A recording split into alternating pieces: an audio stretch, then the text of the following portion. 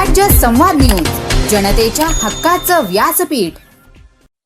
18/6/2026 रोजी अशी एक घटना आमच्याकडे रिपोर्ट झाली होती की केतन अग्रवाल नावाचा जो एक तरुण 25 वर्षाचा आहे, तो लोहगड किल्ल्यात त्याची फॅन्सी सिया गोयल बरोबर फिरण्यासाठी गेला होता आणि एक अपघात घडल्याने तो त्या ठिकाणून खाली पडला आणि खाली पडून त्याचा मृत्यू झाला।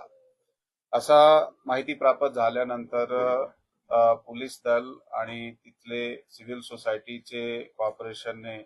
त्याची जे बॉडी होती त्याला बाहेर काढला आणि त्याच्यात एक ईडीचा जे केस आहे ते दाखल करण्यात आला होता 36/2026 बीएनएस कलम 194 प्रमाणे लोणावळा ग्रामीण पोलीस स्टेशन मध्ये। त्यात काही त्या घटना घडल्यानंतर जे काही इन्फॉर्मेशन पुढे तपासामध्ये आमच्या समोर आली आणि ते मयताचे जे नातेवाईकाकडून जे आम्हाला काही गोष्टी समजल्या, तर एक सस्पिशन निर्माण झाला। त्या सस्पिशन च्या आधारे पुढील अधिक तपास गोपनीय माहिती आणि तांत्रिक यंत्रणे आहे त्याचा वापर करून करण्यात आला आणि त्यातून आमच्या समोर निष्पन्न झाला की हा ऍक्च्युली त्या मयत केतन विशाल अग्रवाल यांचा ज्याच्या बरोबर लग्न ठरवला होता आणि काही दिवसाने लग्न होणार होता सिया गोयल त्याचे बरोबर त्याचा नाता काही दिवसापासून वाईट झाला होता आणि त्याच्यात आपसात काही भांडणासारखे प्रकार सुद्धा झाले होते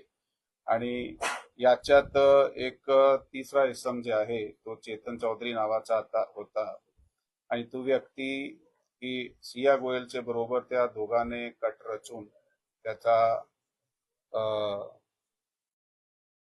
त्याला मारण्याचा त्यांनी कट रचला आणि त्याप्रमाणे प्रॉपर प्लॅनिंगले त्यांना तिकडे घेऊन गेले फिरण्यासाठी लोहगड किल्ल्यावर आणि हा दोघे वर गेल्यानंतर तो चेतन चौधरी सुद्धा मागून किल्ल्यावर गेला आणि किल्ल्यावर गेल्यानंतर त्यांनी त्याला ढकलून दिला आणि तो खाली पडला आणि त्याची मृत्यू झाली।